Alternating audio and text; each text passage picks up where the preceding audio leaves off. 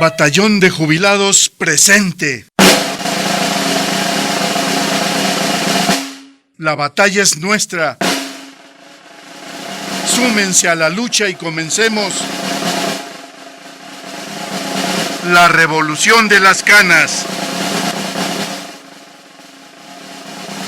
Por el derecho y la justicia del trabajador.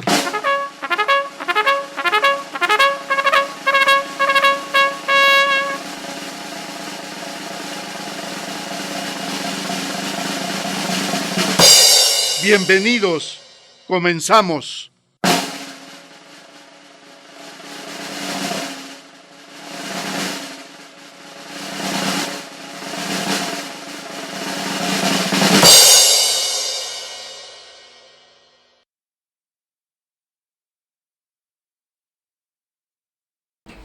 ¿Qué tal? ¿Cómo están?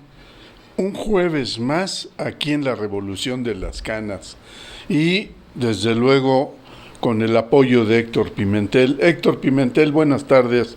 Gracias por ese apoyo que das.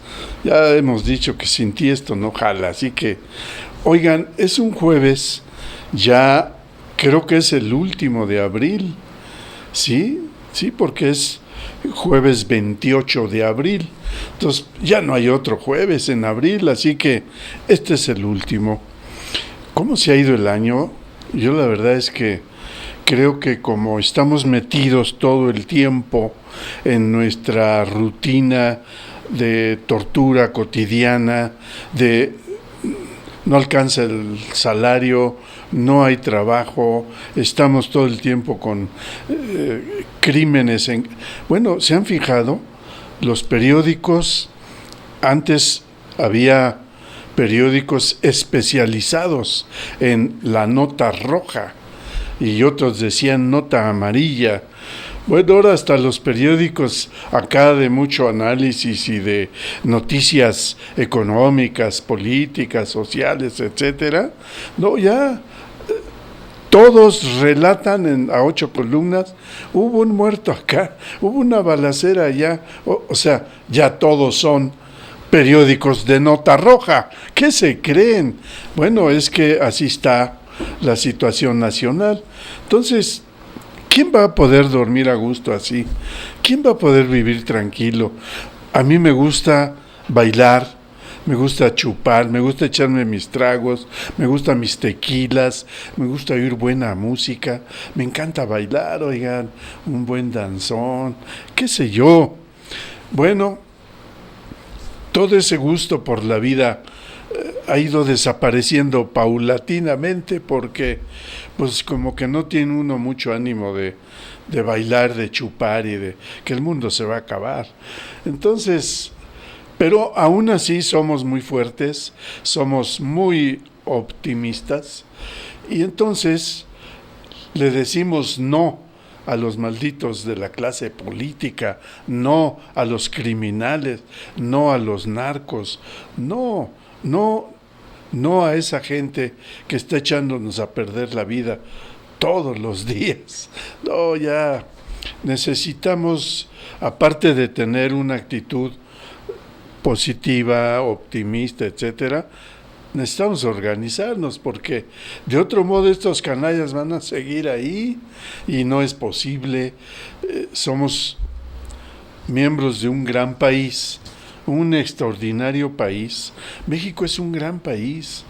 El barón de Humboldt hizo una reseña, una crónica de las riquezas que tenía el país y creo que ese fue el detonante, oigan, porque eso fue hace muchísimos años, pero salió al mundo a decir que él había venido aquí y que había de todo, que sobraba todo, era un vergel, era casi el paraíso terrenal, y pues maldita la hora en que hizo eso el Humboldt, porque entonces todos los del billete dijeron, de ahí somos. Y desde entonces están viniendo a invertir. Oigan, pero qué horror. Bueno, empezaron por venir desde los tiempos más remotos, cuando Colón descubrió estas cosas. El baboso se equivocó, creyó que había llegado a la India y no, llegó acá, pero así le dijo, ¿no? Por eso somos indios. Entonces, cuando ese señor llegó y vio, comunicó a los reyes de allá, de España, y dijeron, de ahí somos, y ahí vienen los canallas, y ahí viene Cortés. Yo particularmente no tengo nada contra Cortés, un tipo de buena onda y muy enérgico, muy fuerte, muy acá, aventurero como pocos, etcétera. No era tan canalla, pero lo acompañaron los evangelizadores y ahí estuvo la falla. Creo que ahí estuvo la peladez, porque en aras de imponer su idea, su civilización, destruyeron la nuestra y desde ahí empezaron nuestros males. Y luego ya los españoles encarrerados vivieron aquí 300 años dominándonos, es lo que llamamos la conquista, ¿no? De 1500 a 1800, no. Oiga usted, dominándonos a todo lo que da. Y saben, entre otras cosas, aparte de miles de enfermedades, gonorrea, chancros, viruela, etcétera, ¿saben qué fue lo peor que nos trajeron esos canallas? La corrupción. Ahí empezó con los españoles, la corrupción. Vean ustedes, qué buenos discípulos son los de ahora, ¿eh? Todo el país es corrupto ya. Son unos cuantos los que nos salvamos. Pero luego, a la hora de votar, estamos como que contradiciéndonos, porque ahí vamos y votamos por estos canallas que son los corruptos, que nos están hundiendo, nos están llevando al desastre universal. Pero bueno, todo eso vino a cuento porque desde ese entonces nos están quitando el amor a la vida, el sabor de la vida, el sabor del tequila, de la chela, de la cubita, del baile, del desmadre. Oigan, no debemos perder eso, ¿eh? Como un pacto que vamos a hacer ustedes y yo, vamos a hacer un pacto de resistencia. Todos los fines de semana nos vamos a comprometer a chupar y a bailar, a divertirnos. ¿Les parece bien? Qué bueno, gracias, aceptado. Este es el pacto el pacto por la razón. Porque si no perdemos la razón, nos vamos a enloquecer. Si nos amargamos por todo lo que nos hacen, ya estamos perdidos, ¿eh? Así que mínimo los fines de semana chupando, que es gerundio. Bueno, oigan, ya hubo aquí una asamblea. La asamblea, ¿se acuerdan aquella asamblea del 2 de noviembre, convocada el 2 de noviembre del 2009, para ver qué onda, qué seguía, qué hacemos, ¿no? Esa asamblea se declaró permanente. Y pues, ¿qué creen? Hasta donde yo estoy entendiendo, este 25 de abril concluyó esa asamblea, hasta donde yo estoy entendiendo, porque la orden del día menciona que después del punto donde se analiza y se toman los acuerdos en relación con la extinción de Luz y Fuerza del Centro, etcétera, etcétera, el punto que seguía era asuntos generales. Y ya cuando pasas a ese punto, te sigues a la lista de asistencia, que siempre se omite porque hay quórum evidente. Entonces quiere decir que esa asamblea ya hasta ahí llegó. Por lo tanto, Jorge Herrera, que fue el presidente de debates, nos comunicó eso. ¿Hay asuntos generales? No. Esta asamblea se declara concluida la asamblea permanente del 2 de noviembre del 2009. Oigan, casi 7 años sesionando de manera permanente para ver cómo afrontábamos el golpazo que nos dio el Estado mexicano con todo y su parafernalia de ejército, policías, medios de comunicación, etcétera, etcétera. Bueno, ya concluyó. Pero, ¿cómo concluyó? Pues aquí hubo informes muy interesantes. A mí me parece que Martín hizo muy bien en explicar de manera muy clara, muy contundente, que esto de la generación es un convenio por 30 años. No es en comodato, es una concesión para generar electricidad durante 30 años. Y también mencionó lo de la cooperativa, y eso me parece también muy importante porque hizo hincapié en que fue todas las instalaciones para la cooperativa, fábricas, talleres, predios, etcétera, se entregaron en propiedad al sindicato, no en comodato. Hago hincapié porque me llamó mucho la atención esa parte del informe de Martín, que me parece que tiene pertinencia, porque efectivamente había esa confusión, había ese problema de, pues es en comodato, es en propiedad, o qué onda, cómo está.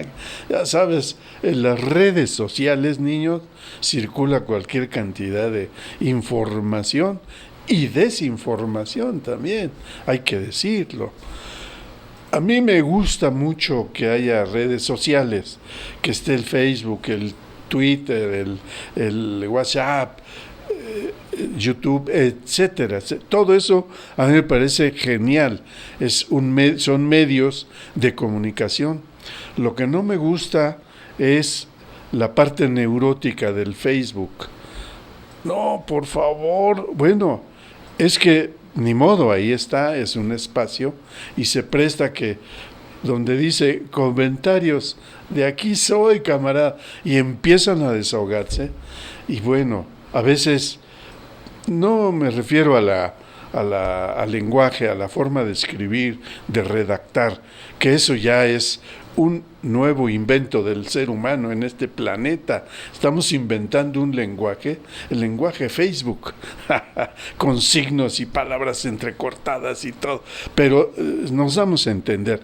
No me refiero a esa parte donde los puristas del lenguaje dicen, ¡guau!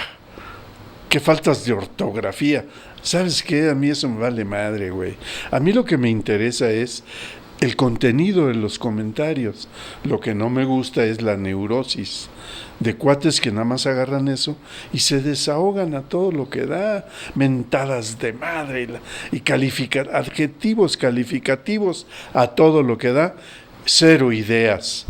Óigame, no, mira, es más, si hay ideas, hay reflexiones, aunque las adjetives, te lo paso, compadre. Pero me refiero al Facebook neurótico, que nada más es uno puro desahogo.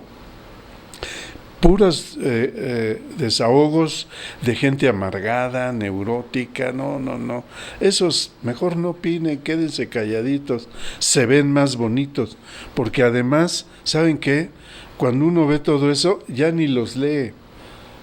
Así que ni siquiera logran el objetivo, porque vemos que son puros desahogos, groserías, insultos, agresión, ya, este cuate está amargado, bye.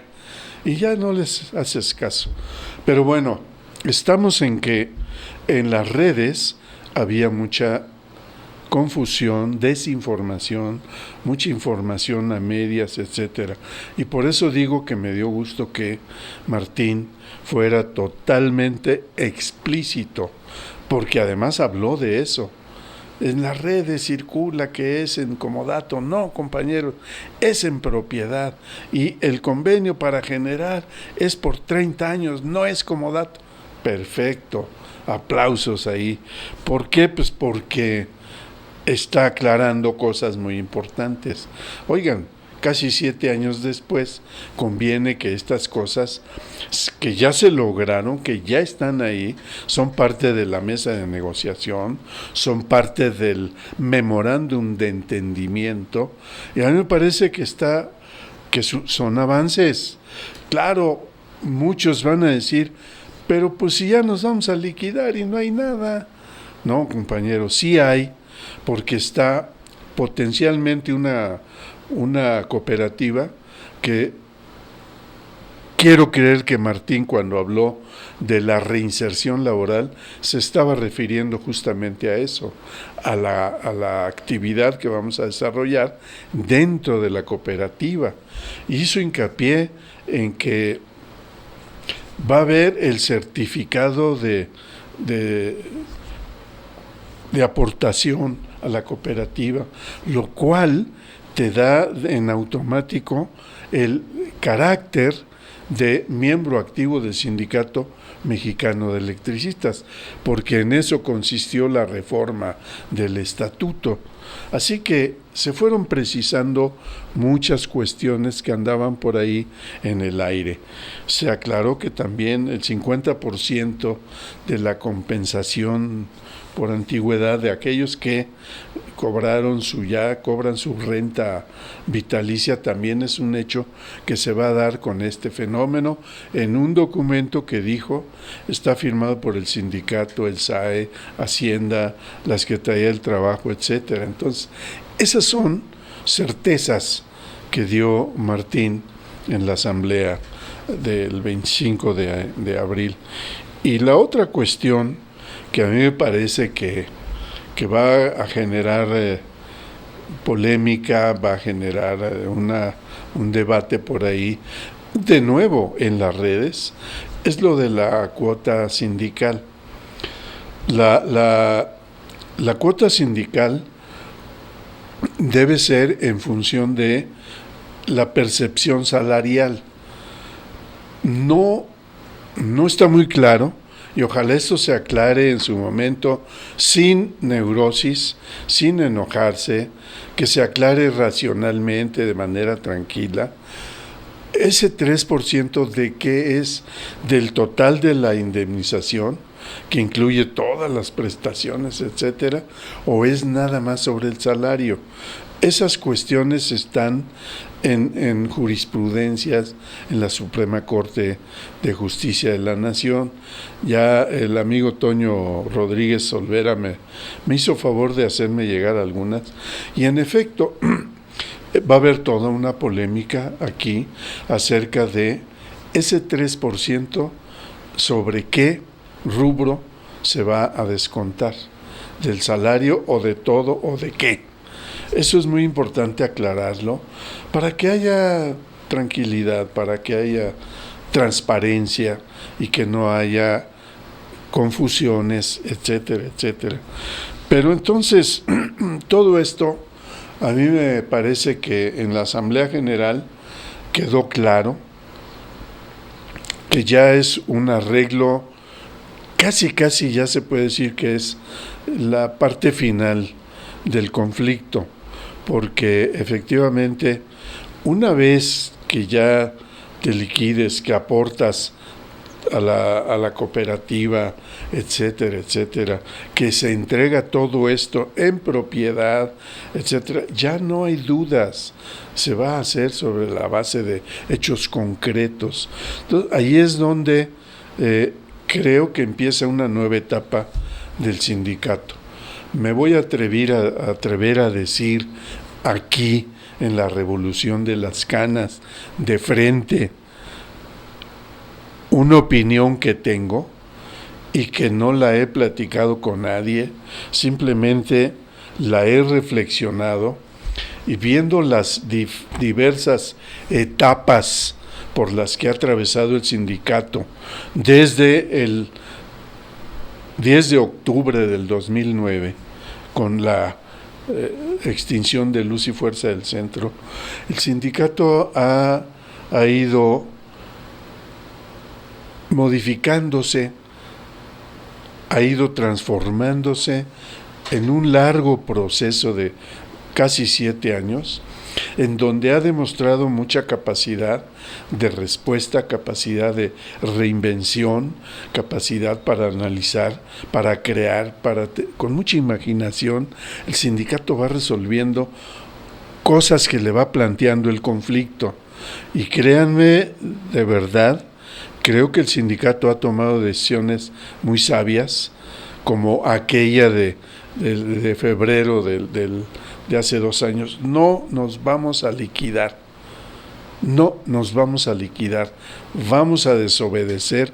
En febrero del 2013, cuando enseguidita que salió lo de el dictamen de la Suprema Corte negándonos nuestro derecho al patrón sustituto, etcétera, etcétera, nosotros nos reunimos en febrero y dijimos: no nos vamos a liquidar, vamos a dar la pelea.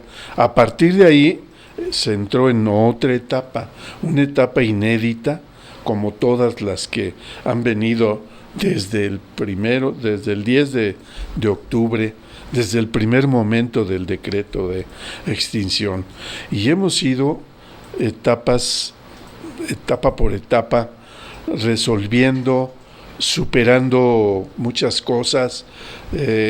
Yo creo que de manera muy inteligente, muy habilidosa, el sindicato ha ido, yo digo, reinventándose y ha ido resolviendo.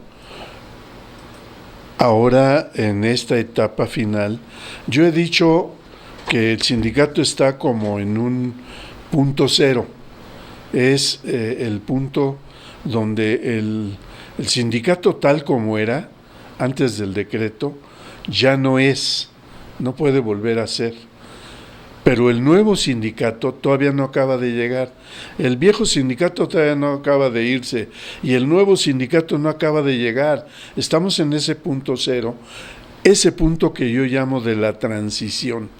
Y en ese punto el sindicato va tomando decisiones muy audaces, muy tremendas, en un ámbito inédito, repito, con mucha imaginación, con mucha creatividad. Pero sí creo, y aquí es donde voy a dar mi opinión, sí creo que una vez que el sindicato se estabilice, una vez que ya esté totalmente liquidado todo mundo, que ya esté la cooperativa, que ya haya necesidad de echarla a andar, etcétera, etcétera, etcétera, ¿no? El sindicato tiene que redefinirse, tiene que definir su nueva situación. El nuevo sindicato va a empezar a partir de que ya esté en calma. Ahorita no podemos. Estamos haciendo cosas fuera de lo que está establecido en la lógica estatutaria, etcétera. Pero es natural, así tuvo que ser y así se hizo y se hizo bien. Yo digo hasta ahorita. Claro que tenemos nostalgia por esas 120 cláusulas del contrato colectivo de trabajo con luz y fuerza del centro. Claro que sí. ¿Quién no? Oigan, eran 120 cláusulas de excelencia, eran ejemplares, cada cláusula era paradigmática para el movimiento obrero, ciertamente. De ahí abrevaron muchos sindicatos, de ahí salieron muchos contratos colectivos tomando lo que les enseñábamos, les dábamos, les ofrecíamos al movimiento obrero desde nuestra experiencia obrero-patronal. Sí tengo nostalgia por esa extraordinaria obra laboral, en un gran contrato colectivo de trabajo que en su tiempo fue el mejor de América Latina y yo me atrevo a decir, en su tiempo fue el mejor contrato colectivo del mundo occidental, por lo menos. Entonces, pero también soy realista, también me doy cuenta que eso, a partir del madrazo de 2009, no puede seguir, y menos con madrazos de la Suprema Corte, hombre, carajo, es todo un aparato en contra del sindicato, en contra de ese contrato, en contra de este sindicato.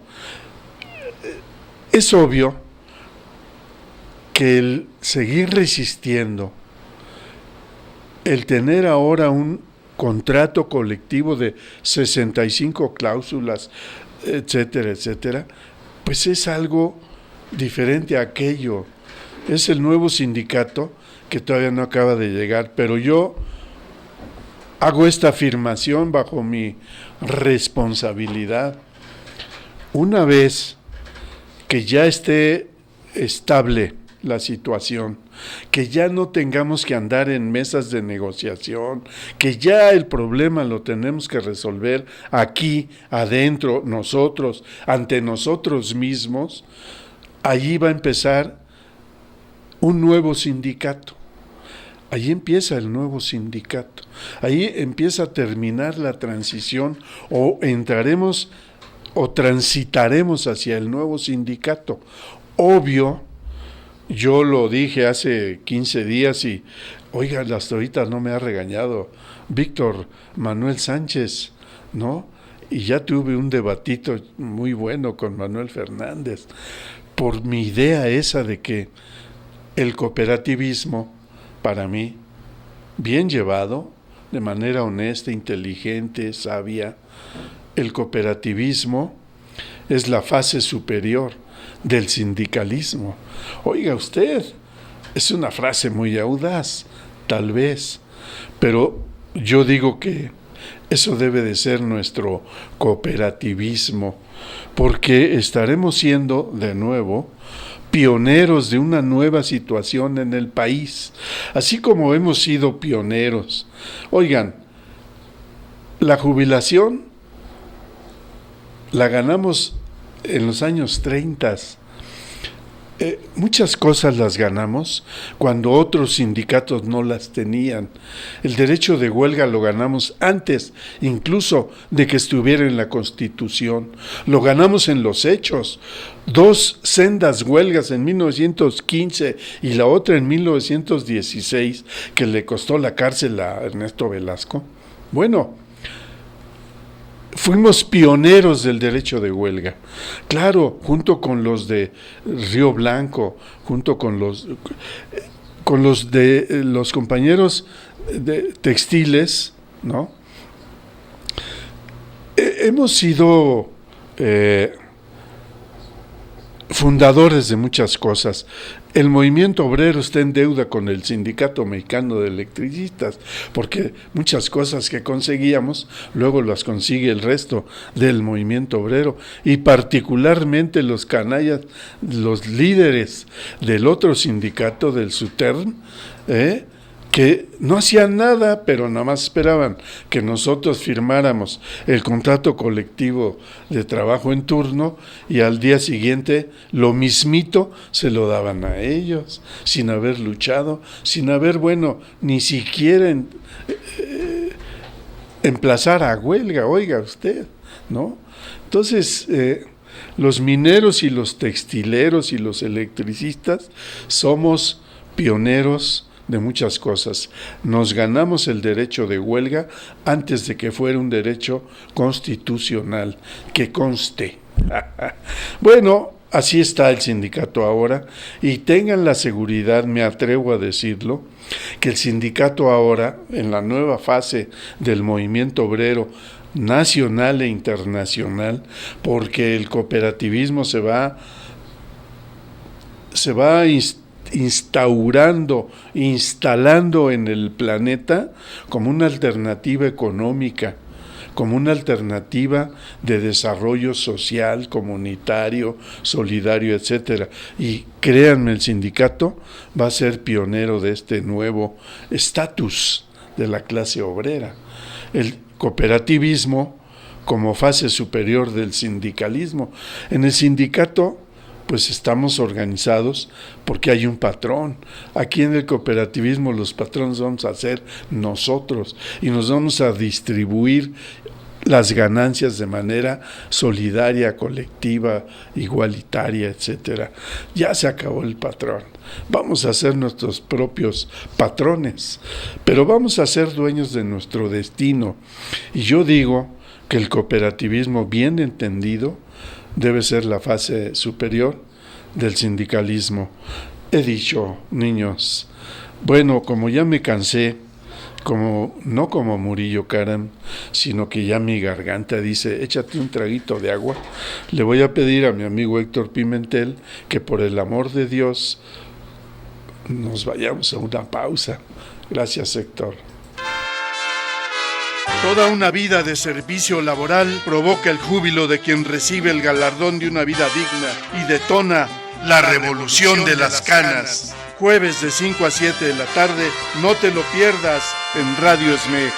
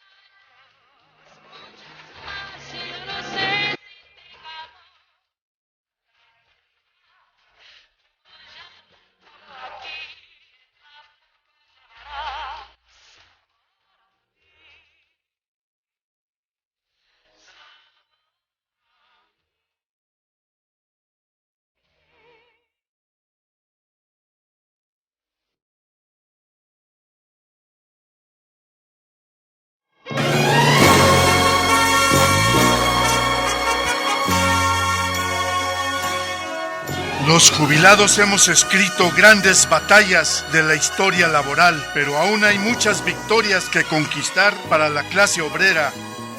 Así que vayamos a la lucha con la revolución de las canas.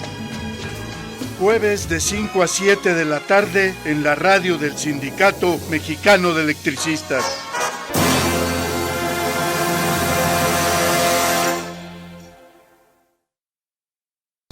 ¿Qué tal? ¿Cómo están? Oigan, muchas gracias, Héctor Pimentel. Oigan, aquí fuera del aire, luego con Héctor hacemos unas buenas reflexiones. Y tienes razón, vale la pena profundizar en algunas cuestiones que seguramente se pueden prestar a alguna confusión, algún debate.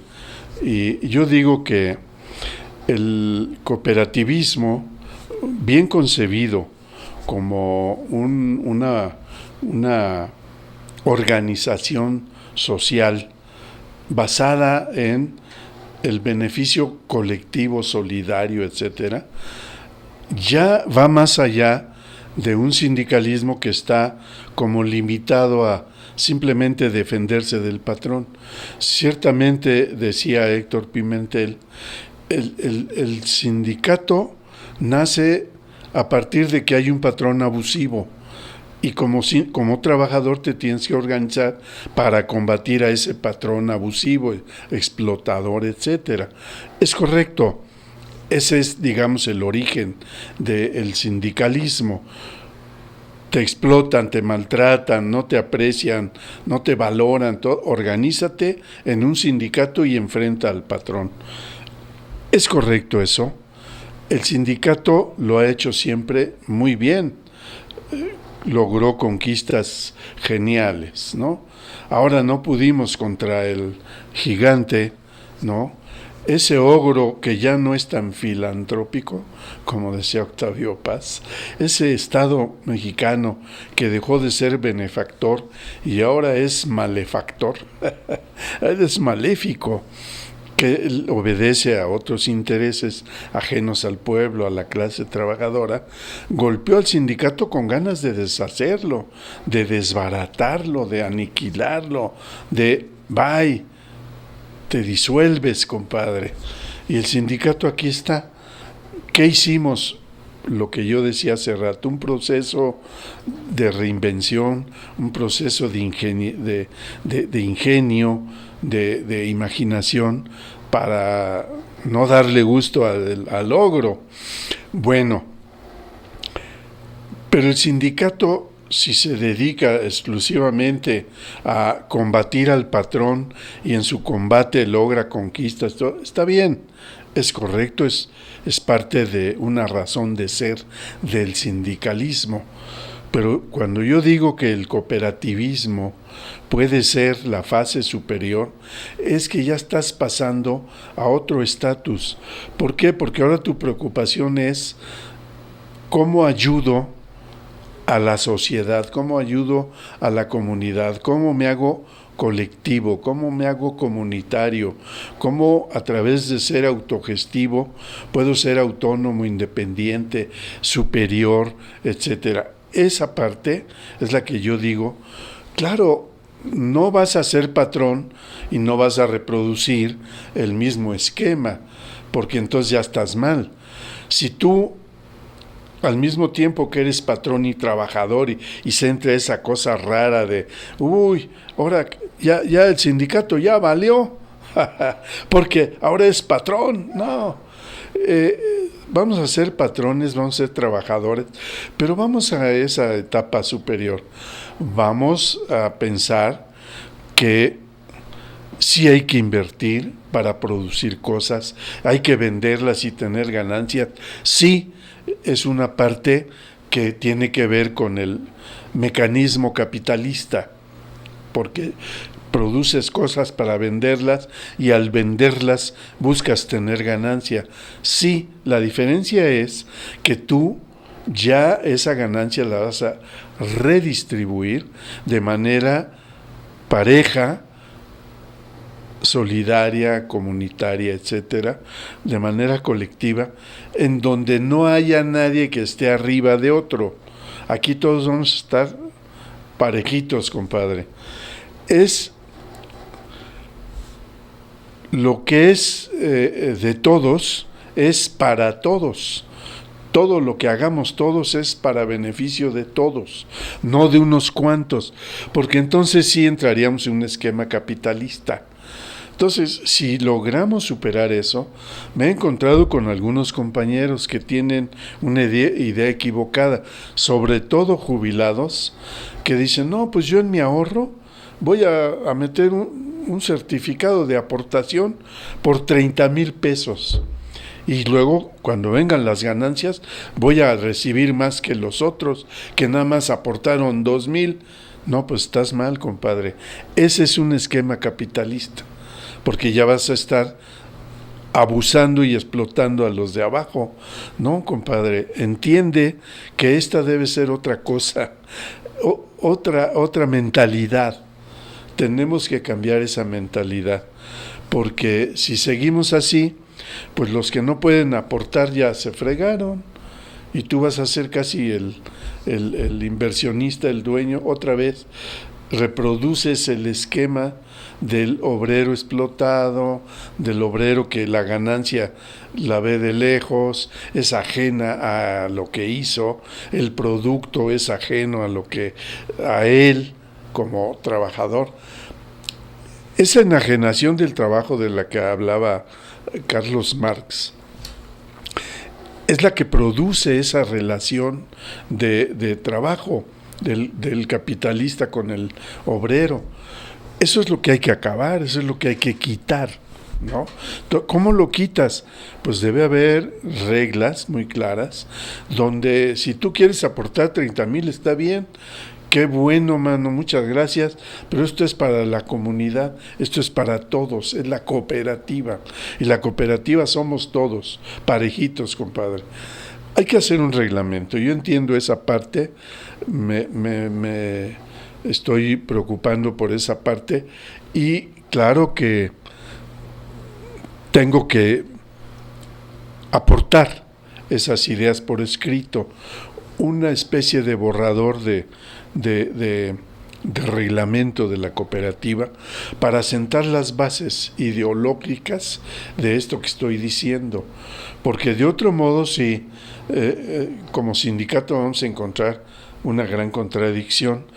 Ahorita el sindicato es proveedor y es organizador de la cooperativa, sí, y a eso me refiero cuando en la estabilidad ya política el sindicato debe sentarse con calma, analizar todo con mucha calma y tomar decisiones para adelante. Y a partir de aquí nace el nuevo sindicato, nace otra cosa. No sé si sea el Sindicato Mexicano de Electricistas y su cooperativa o la cooperativa del sindicato. No lo sé. El nombre se va a encontrar. En su momento, la propia circunstancia lo va a llevar al nombre adecuado. Pero lo importante es que, en todo caso, el sindicato es impulsor de una nueva idea, de una cooperativa que puede llegar a ser superior al propio sindicato. ¿Y por qué no? Si yo como sindicato ya logré eso, pues me hago a un lado. Adelante la cooperativa. Es como el padre que tiene un hijo, lucha para que ese hijo sea mejor que él. Esa es la misión de los padres, que mi hijo sea mejor que yo, porque si es igual o peor que yo ya valió madre, pues entonces ya que, no, ya fracasé como padre. No, a mí me da gusto que mi hijo tenga una profesión que yo no tuve, que tenga una maestría, un doctorado genial, que es mejor que yo, que lo reconoce todo el mundo. El padre más orgulloso.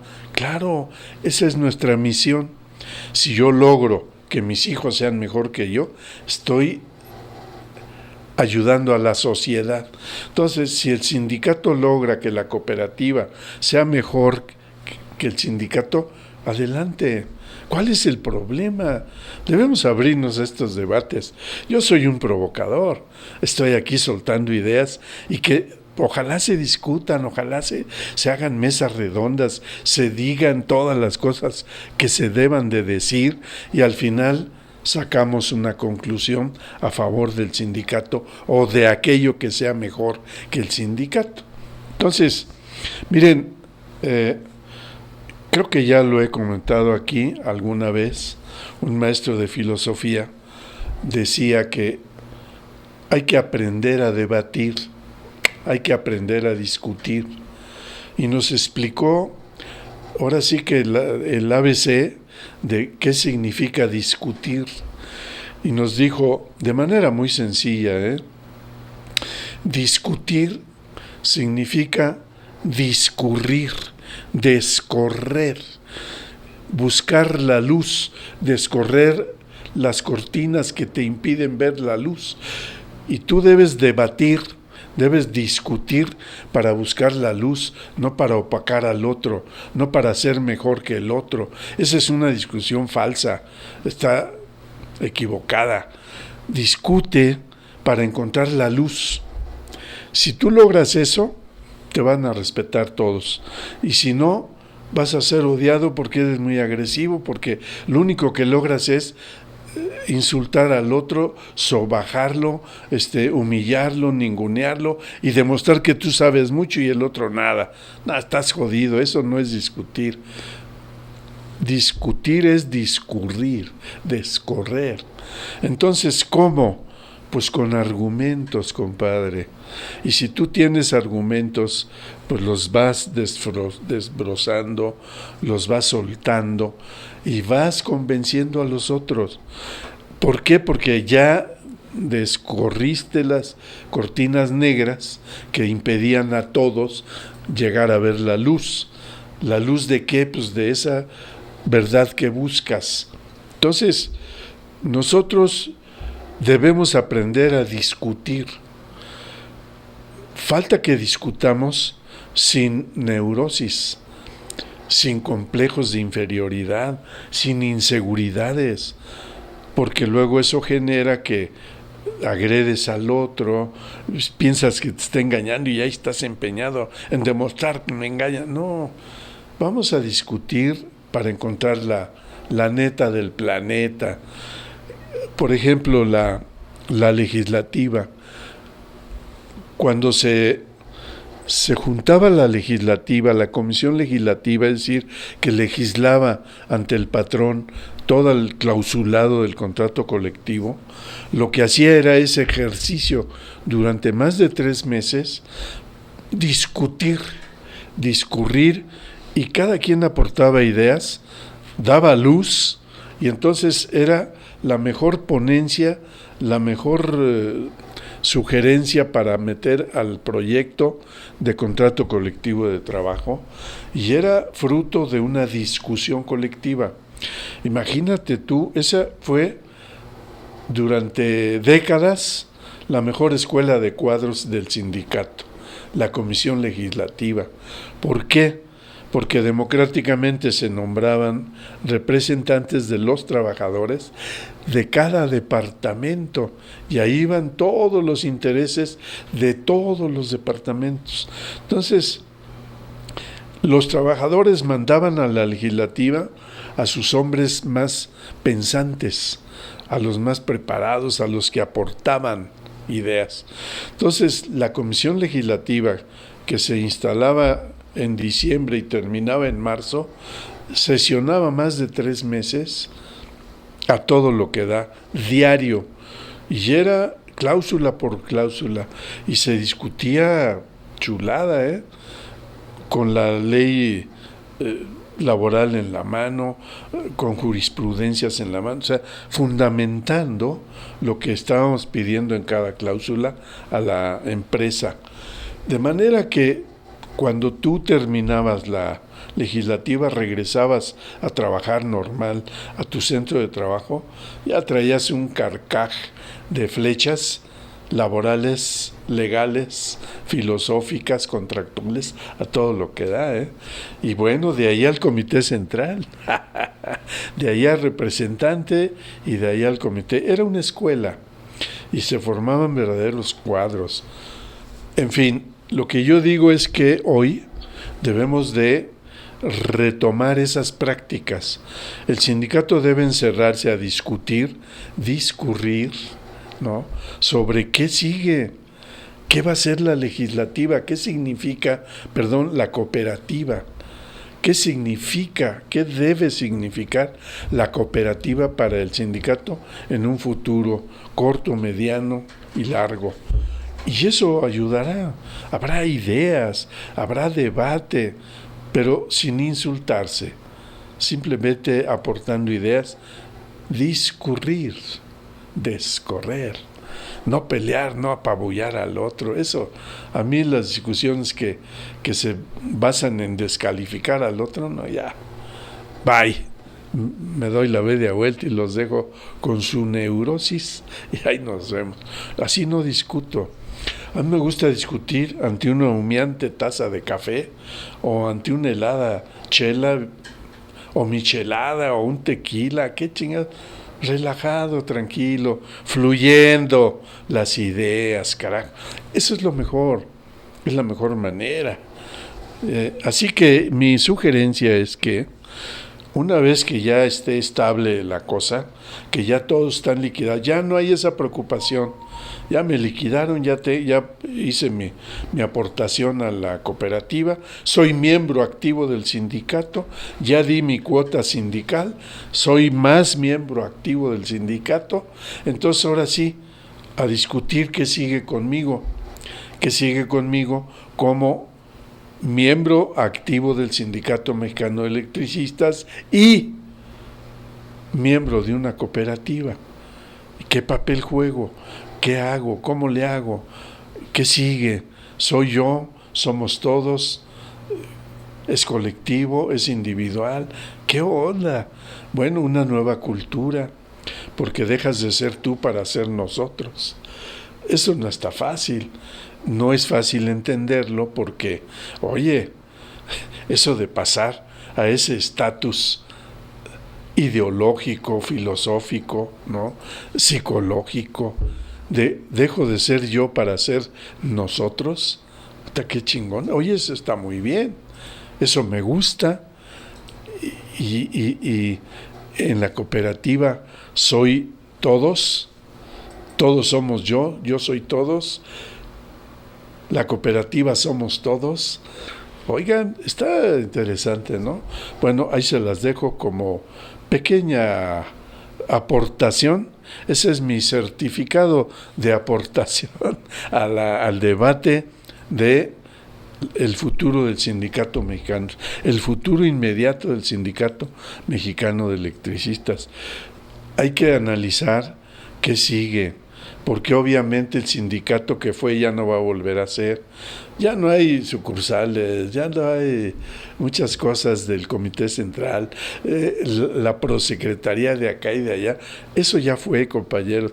Hay que reorganizar al sindicato, hay que rehacer el estatuto, hay que hacer un estatuto de acuerdo a la nueva realidad del sindicato. Ahí empieza el nuevo sindicato, pero yo pido, deseo, sueño, con que se haga de manera relajada y colectiva,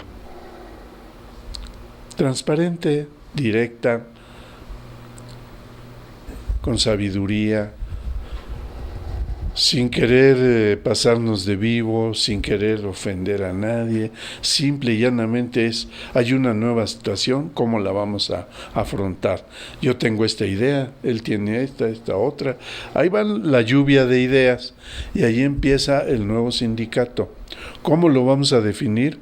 ¿Con qué estatuto? ¿Con qué nuevas reglas? Etcétera. Pues eso es lo que va a salir de una discusión sana, inteligente, sabia, colectiva, relajada, sobre todo relajada, compañero, que nadie se moleste, nadie se enoje. Si alguien sale a decir una barbaridad, pues si la hace de buena fe, pues hay que no caerle encima, hay que orientarlo. Hay que decir, no, compadre, por ahí no es por acá, por esto y esto. Y convencer, no vencer, sino convencer. Es la mejor manera de vencer cuando convences a alguien, cuando ya te dice, tienes razón, compadre, no lo había pensado, pero viéndolo bien, con la discusión, ya me cayó el 20, ya entendí, tienes razón, va por ahí. Es decir, el debate para encontrar la neta del planeta, la luz, la verdad, no para apabullar al otro. ¿Sale? Bueno, pues Héctor Pimentel, te voy a pedir de enorme favor de que me auxilies con una pausita, por el amor de Dios. Muchas gracias. La revolución de las canas. La revolución de las canas. La revolución de las canas.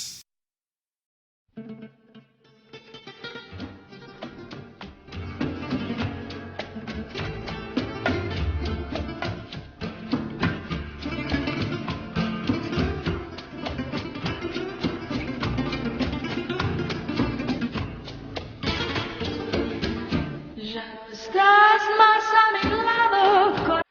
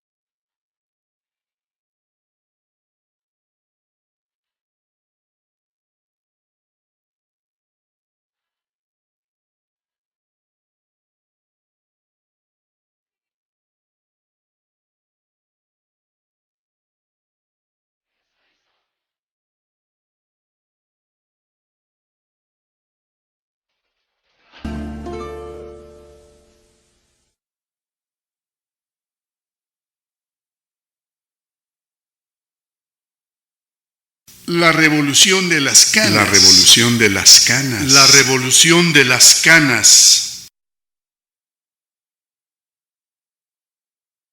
Oye, muchas gracias, Héctor. Oye, qué buenos boleros, me relajan, ¿eh?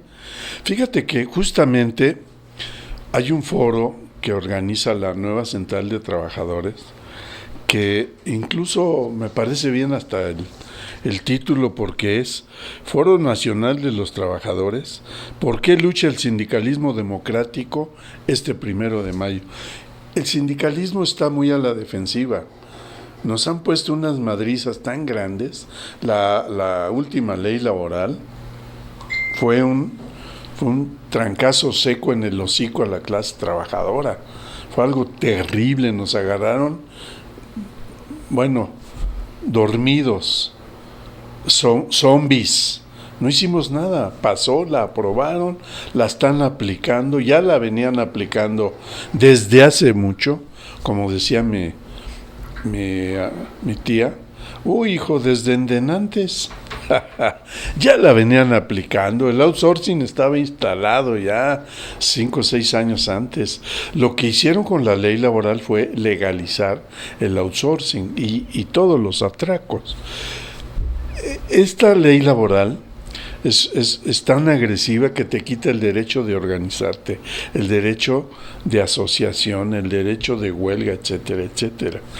Te quita ya la posibilidad de un contrato colectivo de trabajo, etcétera.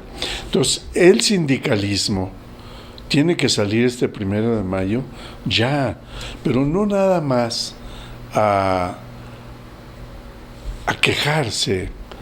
A mí me parece que este foro sacó buenos resolutivos.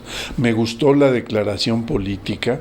Me parece que los que participaron, como el doctor Gustavo Leal Fernández, Óscar Alzaga, el maestro Héctor de la Cueva, etcétera, aportaron muy buenas reflexiones, muy bien. El mismo Montes de Oca, etcétera, ¿no? Pero creo que voy a destacar alguna parte de la declaración política, porque me parece que tiene elementos que te mandan hacia adelante, no que te estés quejando nada más, ¿no? Entonces, a mí me parece que está bien. Dice, este 1 de mayo, las organizaciones abajo firmantes, y fueron bastantes, saldremos a protestar en forma unitaria ante la dramática situación de vida de la clase trabajadora de México y la cruenta represión que se cierne sobre el sindicalismo democrático, la lucha social y el pensamiento crítico en nuestro país. Nos encontramos, como dijo Fernando del Paso, ante la emergencia de un Estado totalitario. Frente a todo ello, declaramos: 1. Que las reformas estructurales que se han impuesto en los últimos 30 años por los gobiernos neoliberales del PRI y del PAN han hecho añicos la constitución política de los Estados Unidos mexicanos y el llamado pacto social que de ella emanaba, fulminando la gratuidad de la enseñanza, la potestad de la nación sobre sus bienes comunes y recursos naturales, el carácter tutelar de las leyes laborales y la cobertura del régimen de seguridad social basado en la solidaridad. 2. Que la vida de las reformas estructurales que la vía de las reformas estructurales ha sido la privatización de los bienes y recursos naturales de la nación, la venta de garage de las industrias estratégicas como la electricidad y el petróleo al capital extranjero, así como el desmantelamiento de las instituciones públicas proveedoras de los derechos sociales adquiridos por los mexicanos. 3. que los derechos políticos de los mexicanos consagrados en la Constitución están prácticamente anulados por el régimen de partidos neoliberales que conserva para sí en forma absolutista los poderes del Estado, haciendo de los 3 niveles de gobierno, del Congreso de la Unión y de las instituciones de impartición de justicia, verdaderos instrumentos de dominación al servicio de los intereses de la oligarquía nacional, el capital financiero internacional y las grandes empresas transnacionales que se disputan los mercados del mundo. 4. Que los medios masivos de comunicación incondicionales con estos intereses se han encargado de manipular a la opinión pública, haciéndole creer que todo marcha bien, que no pasa nada, que en otros países están peor, mientras el gobierno se ha impuesto la tarea de criminalizar a las luchas sociales para lograr su aislamiento y justificar la represión. 5. Que la crisis económica y las medidas de austeridad del gobierno continúan desangrando a la población. 6. Que la reforma laboral del 2012 solo aceleró la precarización del trabajo y la nueva que prepara el gobierno en secreto la agravará o no pasará de la simulación. 7. Que ahora preparan el asalto en contra de las garantías individuales y libertades democráticas a través de nuevas reformas y leyes autoritarias, mientras practican ya la persecución y represión del sindicalismo democrático e independiente y mantienen en la cárcel o el exilio a dirigentes sindicales. 8. Que a pesar de que el gobierno se obstina hasta el ridículo en mantener su estadística de 0 huelgas, declarándolas inexistentes, los trabajadores no solo vienen estallando huelgas, sino ganándolas, además de realizar paros y movilizaciones que forman parte de la multiplicación de luchas y resistencias que cruzan todo el país. Por todo lo anterior, de forma unitaria, las organizaciones firmantes, este 1 de mayo, nos pronunciamos por luchar juntos, por aumento salarial de emergencia, por trabajo digno para todos y todas, en defensa del derecho de huelga, en defensa de las pensiones y jubilaciones, contra la reforma educativa punitiva, por la derogación de todas las reformas estructurales peñistas, por el respeto a la libertad sindical y contra los contratos de protección patronal.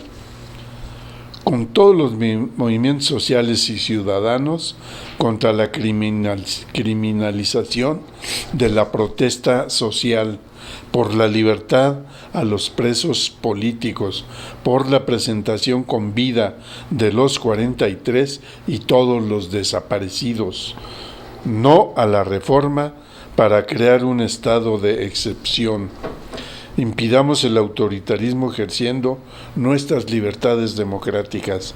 Unifiquemos las resistencias al despojo y la pérdida de derechos. Defendamos los servicios públicos, los bienes comunales y los derechos sociales. Esto me parece que son buena declaración política.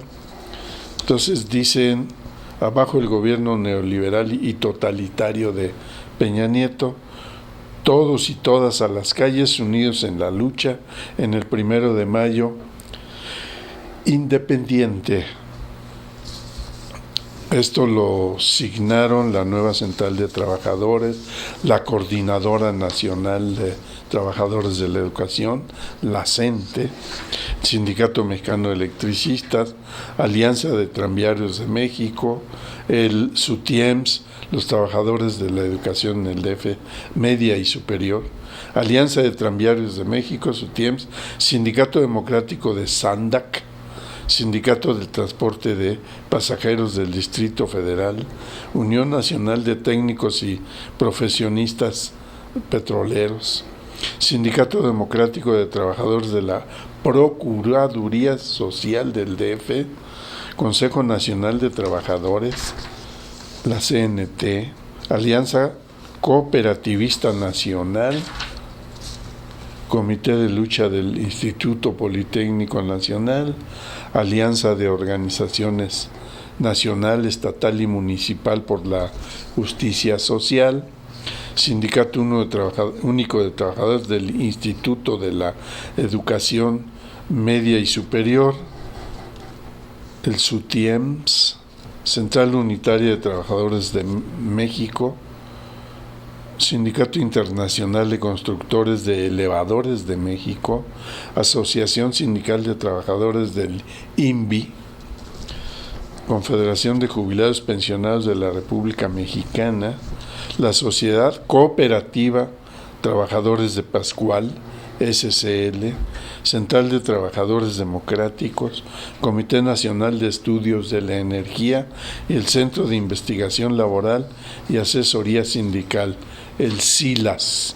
Oigan, qué buen documento, me parece que unifica y que seguramente de ahí se va a plantear dar un paso hacia adelante y ya no estar nada más a la pura defensiva. Aquí, con todos estos que firmaron, se puede hacer un buen movimiento, ¿eh? Hay gente muy capacitada, la verdad. Me gustaron las intervenciones de Alzaga, de Héctor de la Cueva y de el doctor Leal. Sí plantean un escenario donde ya de plano el capitalismo salvaje está desatado. No, ya no tienen llenadera, como dice aquel, y si no nos organizamos, pues se van a seguir por ahí. Ya existe un tratado como una especie de tratado transpacífico, pero a lo bestia, que ya lo denunció Manuel Bartlett, el senador Manuel Bartlett, lo denunció de una manera muy lúcida. Hay un buen documento donde él critica este convenio económico le llamaron zonas económicas especiales, en donde ya se trata de que es la entrega por zonas del país, por regiones completas que abarcan varios estados. Es decir, los grandes consorcios del petróleo, el gas, la electricidad, el agua, los del turismo, etcétera, están ya planteando convenios en donde va a haber el extremo de que van a tener el control del presupuesto estatal, se van a poder influir en el cabildo municipal para imponer cosas, para instalar sus industrias, desarrollarse en las zonas económicas especiales, así le llaman, y entonces ya la soberanía vale madre, porque incluso el presupuesto lo van a dirigir desde las grandes empresas, y ya nada más el Congreso, los congresos locales, el Congreso federal van a estar aprobando cosas.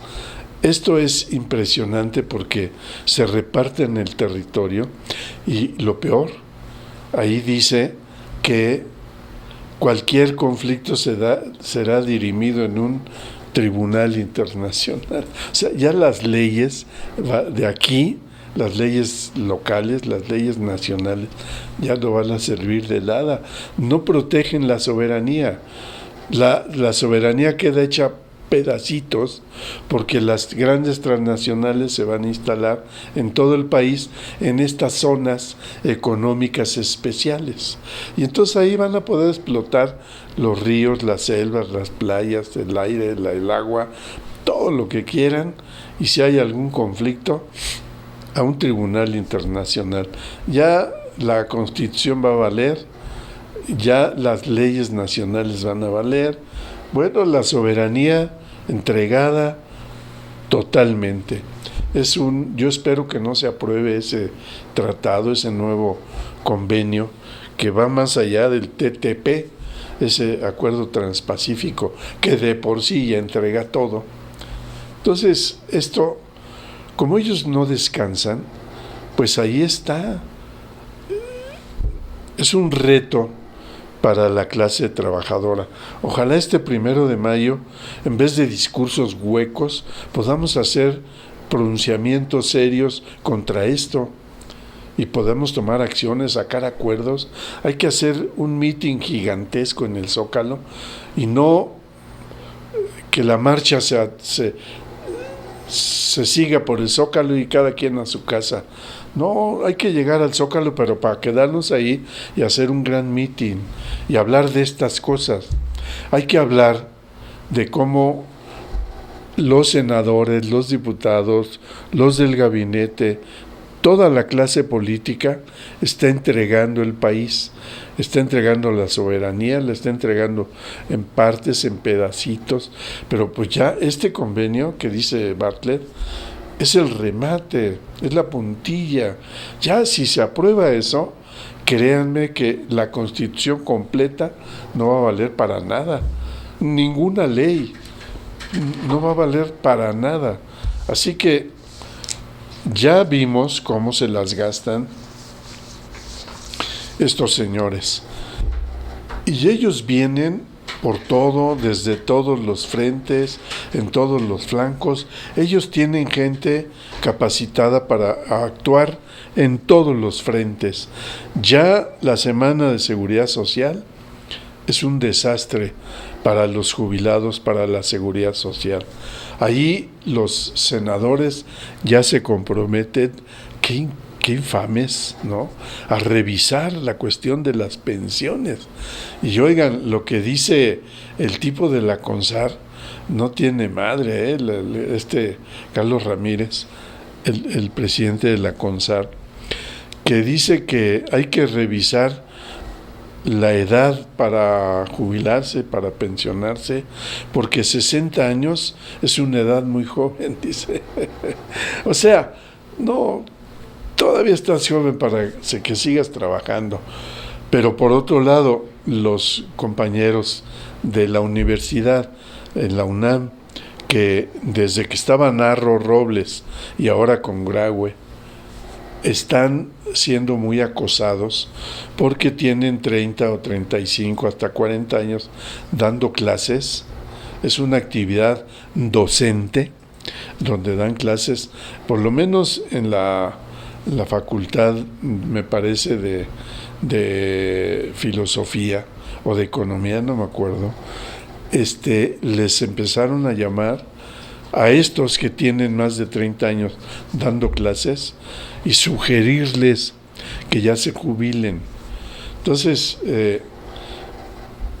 es una contradicción con lo que dice Carlos Ramírez, porque Carlos Ramírez dice, a los 60 años estás joven, todavía puedes seguir trabajando, pero estos maestros de la universidad son catedráticos, son otra cosa, tienen 40 años dando clases, tienen más de 60 años, ¿no?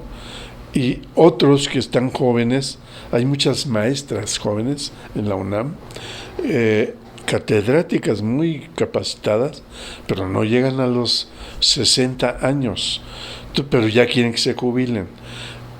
Hay una trampa ahí, porque si te jubilan, te disminuyen. Ellos reciben un sueldo, ¿no?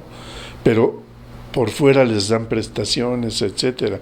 Pero si los jubilan con ese sueldo, ¡pum!, van a recibir, no llega ni a 5,000 pesos mensuales, ¿no?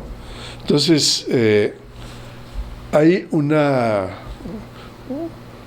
presión muy tremenda, porque dicen, y ya lo han denunciado, dicen que los han ido llamando y con una amenaza velada les hacen ver que si no aceptan jubilarse, es posible que les quiten horas de clase. Y al quitarte horas de clase te quitan ese ingreso. Entonces hay una presión muy tremenda desde que estaba Narro para jubilar. ¿Y qué creen? Van a empezar a llamar pirurris a dar clases, man. Van a convertir eso ya en una universidad privada. Es el colmo. Pero no descansan, así está.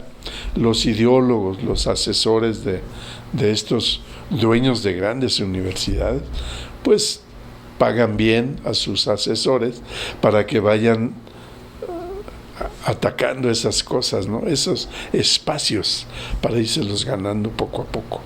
Entonces, lo que está pasando ahora en la Semana de la Seguridad Social en el Senado, que no es nada diferente de la Cámara de Diputados, cada año, la última semana de abril, es la Semana de la Seguridad Social, Semana Nacional de la Seguridad Social. Es un acuerdo de Guatemala desde hace como 10 años y está funcionando, y cada año la organiza el Congreso de la Unión. Pero ¿qué creen? Es un foro, es un escaparate, es un ágora para los privatizadores de las pensiones. Y ya están sacando conclusiones, y los senadores ya amenazaron con revisar esa posibilidad de hacer una reforma a la seguridad social. Están planteando aumentar la edad para que te pensiones, están planteando que no desaparezcan las Afore, sino que sigan, pero que tu aportación aumente, ¿no? De un 7 a un 25%. Es decir, que siga ganando el banco. El sector financiero internacional está feliz con estos acuerdos. Y nada de que el Estado se haga responsable. Hay que meter la prorrata famosa de la OCDE y bajar, poner a la baja el resultado de esa prorrata. Es increíble cómo ellos se organizan, discuten, argumentan con sus datos, ¿no? Y no oyen ni ven a los pensionados, a la gente que va a salir afectada y que tiene derecho a ser escuchada. Pues no. Me llegó un chat a mi WhatsApp en donde los del CONAJUPER, el presidente del Consejo Nacional de Adultos Mayores, jubilados, pensionados y en retiro, CONAJUPER, se queja de que no los dejaron entrar y me mandó un video. No pudieron entrar, pero ahí estuvieron grandes académicos de Argentina, de Venezuela, de Uruguay, todo, echando de su ronco pecho, el de la OCDE, el del Fondo Monetario, todo, y uno que otro nacional. Entre otros, pues el único que sí los criticó y todo fue Gustavo Leal. Pero son foros ya que lo que hacen es, ¿qué te diré? Van legitimando estas reformas a la baja de la seguridad social, particularmente la salud y las pensiones. Ya no digo de la educación porque eso está muy vapuleado. Entonces, esa es la idea de los señores del billete. Entonces, hay recomendaciones para que se hagan todos esos cambios, y dicen, apremian la OCDE y el Banco Interamericano de Desarrollo a reformar el sistema de pensiones. Así que así está el mundo, así está el asunto. Yo termino con esto. Hay una excepción, hay algo que me llenó de alegría. El Toño Rodríguez me mandó este documento que lo voy a destacar. Son las lecciones de Trudeau, economía, lecciones económicas de Trudeau. Es el primer ministro de Canadá, Justin Trudeau. Este cuate es un joven matemático, se escribe Trudeau, Justin Trudeau. Es un joven matemático, primer ministro de Canadá, que no está de acuerdo con todo esto que plantea el Fondo Monetario, el Banco Mundial, la OCDE, etcétera, etcétera. Y me parece muy importante destacar que este matemático joven planteó casi lo contrario de lo que están proponiendo los grandes financieros. Las políticas del primer ministro Justin Trudeau podrían imitarse para salir del estancamiento económico. Canadá podrá ser el país con el segundo mayor territorio en el mundo y con la 10ª mayor economía, pero frecuentemente es opacado por el país con quien comparte la frontera terrestre más larga a nivel mundial, Estados Unidos. Sí, fíjense que hago un paréntesis.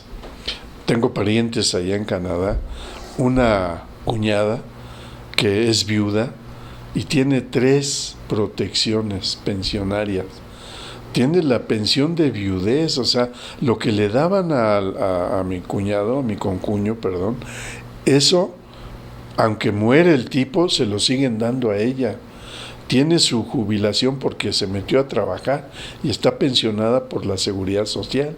O sea, tiene 3 entradas, vive bien, esa sí es una pensión digna y no las de aquí que ganan 2,190 pesos la mínima, y en esa están más de 5 millones de pensionados. Entonces, aquí Canadá tiene 5 veces más el territorio de México.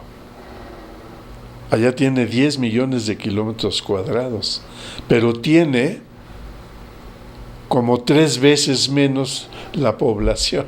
Allá son 34 millones de habitantes, acá somos 120. Entonces, Canadá es un país hermoso, lleno de riquezas naturales, todas muy bien aprovechadas. Hay mucha generación hidroeléctrica eficiente, limpia, barata, etcétera, etcétera, etcétera. Bueno, pues este cuate tiene una tesis. Dice: las políticas económicas del gobierno del nuevo primer ministro canadiense, Justin Trudeau, están convirtiendo a Canadá en un ejemplo que el resto de los países desarrollados deberían seguir para que el mundo salga del estancamiento económico que ha caracterizado el periodo posterior a la crisis financiera del 2008. Organismos internacionales como el Fondo Monetario Internacional, la OCDE, etcétera, han aconsejado a las economías desarrolladas incrementar su gasto fiscal de forma coordinada para impulsar su crecimiento, sobre todo a medida que las disposiciones de estímulo monetario se topan con sus límites. Se necesita un enfoque integral para reducir la dependencia excesiva sobre la política monetaria. En particular, la política fiscal en el corto plazo debería apoyar más en donde sea apropiado y exista espacio fiscal, sobre todo a través de inversiones que impulsen el potencial tanto de la demanda como de la oferta en la economía, aconsejó el Fondo Monetario en febrero tras recortar sus pronósticos de crecimiento económico para este año.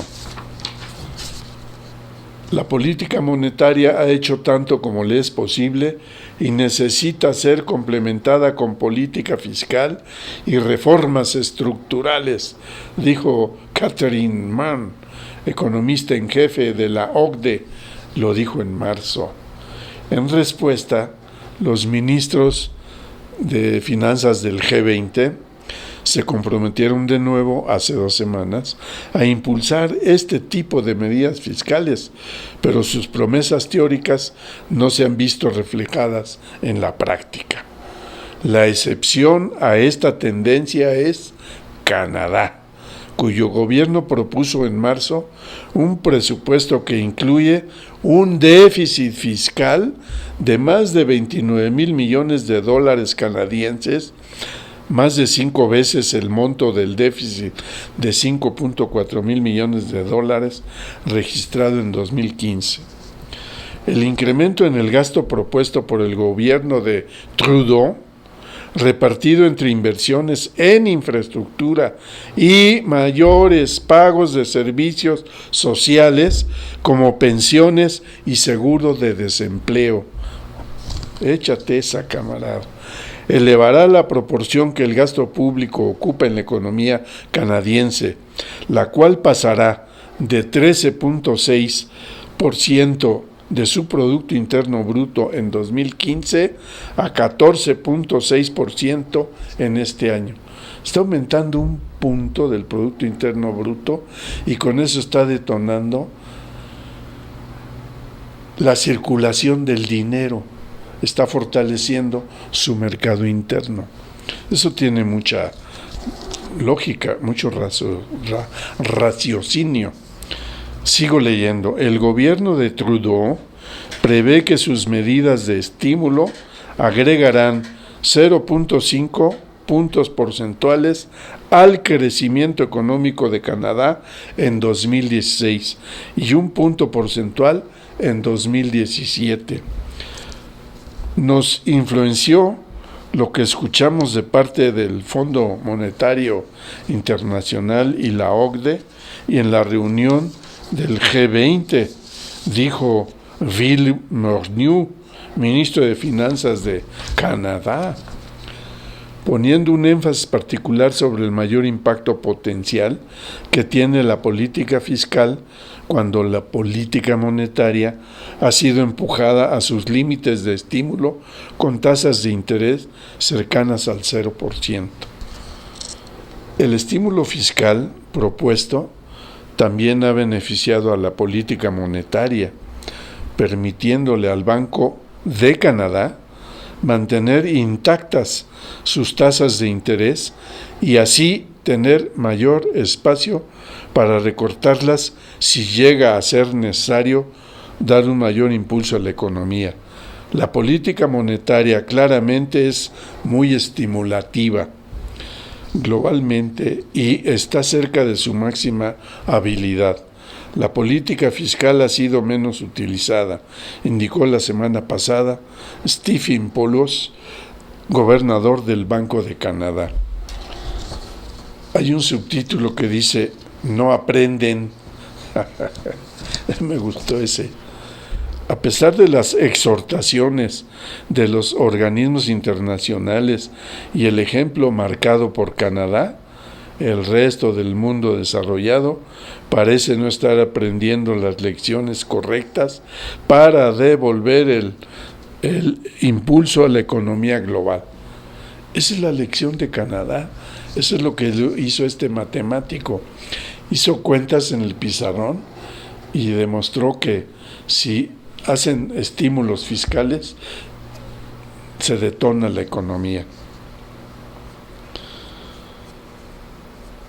Aquí hay otra nota, dice Víctor Constancio, vicepresidente del Banco Central Europeo, recientemente declaró que la política fiscal parece estar fuera de la mesa en todas las economías desarrolladas, agregando que en la eurozona la política fiscal está estrictamente condicionada por la legislación y en Estados Unidos parece estar bloqueada por el partidismo político. Estas condiciones, donde solo Canadá se muestra dispuesto a emprender el estímulo fiscal necesario, es descrito por Greg Ip, comentarista económico en jefe de The Wall Street Journal, como un problema de acción colectiva. Esta es una situación donde los países terminarán peor al perseguir sus intereses individuales que si cooperaran. Esta opinión se ve reflejada en la investigación de Gauti Egerson y Neil Merota, profesores de economía en la Universidad de Brown, y de Larry Summers, el secretario del Tesoro de los Estados Unidos. Termina el párrafo. Los economistas señalan que en las actuales condiciones de estancamiento, el estímulo fiscal coordinado devuelve efectividad a la política monetaria y resulta un mayor crecimiento para todos los países participantes. Es correcto. Y el estímulo fiscal coordinado es lo que está haciendo Justin Trudeau en Canadá y le está dando buen resultado. ¿Cuál es la tesis que tiene este cuate y que de algún modo yo, cuando anduve por allá en Barcelona con mi famosa ponencia del 1% del Producto Interno Bruto para todos los jubilados y pensionados, independiente de la pensión y jubilación que cada quien tenga, este 1% del Producto Interno Bruto mundial que cada país aporte para crear un fondo mundial y de ahí se dé una pensión a todos los adultos mayores de 60 años de edad en adelante. Allá en Barcelona decíamos, el argumento principal era, si un jubilado tiene una pensión digna, lo primero que va a hacer es salir a gastar. Va a tener tarjetas de crédito, va a tener tarjetas de crédito en los bancos, en los grandes almacenes y va a salir a gastarse la lana. Entonces, eso va a hacer que circule el dinero, va a hacer que se mueva la economía y va a generar un mercado interno planetario del tamaño del mundo. Por eso es bueno, dentro del sistema capitalista, aportar ese 1% por cada estado nacional para crear ese fondo mundial. Y eso resolvería el problema de muchas sociedades, de muchas economías en el mundo que se moverían a partir de que un buen pensionado se va a salir a gastar la lana. ¿Qué hacen los señores jubilados de Estados Unidos que ya invadieron San Miguel Allende? Se vienen a gastar sus dólares aquí y viven de maravilla, y San Miguel de Allende es el mejor lugar de todo Guanajuato, donde la economía está a todo lo que da. Si midiéramos, ahí está un crecimiento de la economía de ese lugar fácil de un 14 o 15% promedio anual, por encima del 0.5 del Estado en su conjunto. Así que pues esa es la idea. A mí me gusta mucho esta idea de Justin Trudeau, mi primer ministro de Canadá, que es joven, muy inteligente, es un matemático, hizo números, hizo cuentas, dijo, yo no le voy a hacer caso a estos del Fondo Monetario, están mal. Tienen 35 años demostrando que no se resuelve el problema, hay un estancamiento de la economía y siguen con esas recetas. No.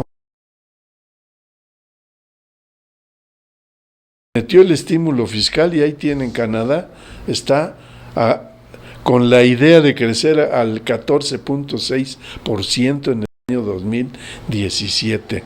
Con esta medida, en un año va a aumentar un punto porcentual. Genial. Trudeau, oh la la, très bien. Bueno, ¿saben qué? Yo ya me voy al puerto donde se halla. Me voy de aquí, me voy a descansar. Es jueves, niños. Tengo un viernes muy intenso, tengo que llevar al médico a mi esposa, tengo yo mismo que hacer muchas cosas porque me estoy reinventando en mi casa, estoy construyendo un pequeño espacio para meterme a estudiar ahí, a leer, escribir, y lo tengo que arreglar. El albañil me dio de plazo mañana nada más, entonces saturado de actividades. Pero bueno, un saludo a toda la banda.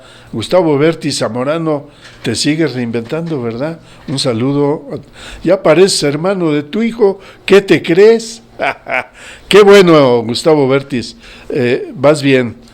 Oigan, Raúl Aguilar, Armando Aguilar, yo sí, las González, el bebé de la Resistencia, las González, Rosita, Lupita, Rosita, un saludo a don Jesús, Lupita, un saludo a su hermana María Elena, Esteban Ortega, Ángeles, qué sé yo, toda la banda del archivo, un saludo a Tulio, a Santiago, a Fortunato, al Vigos, al Vale, etcétera, etcétera, etcétera.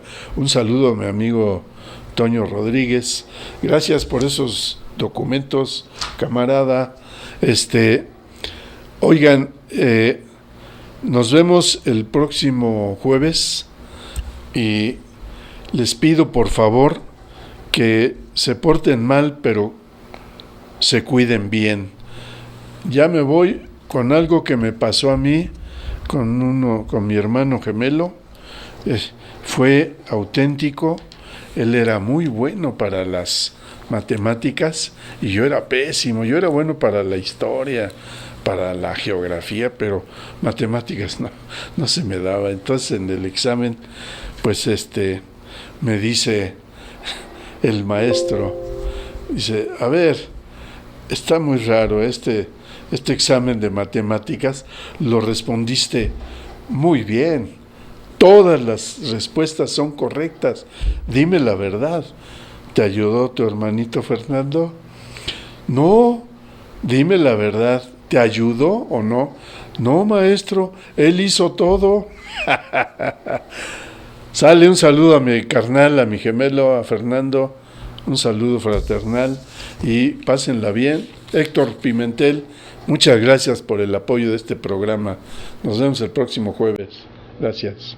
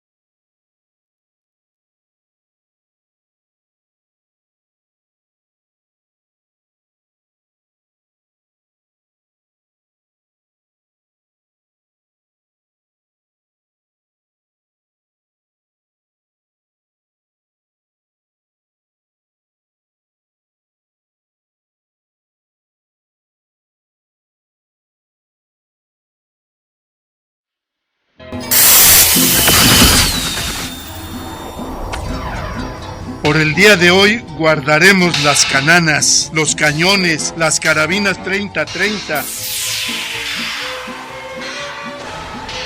Hasta la próxima semana, cuando volvamos a quemar la pólvora en la revolución de las canas.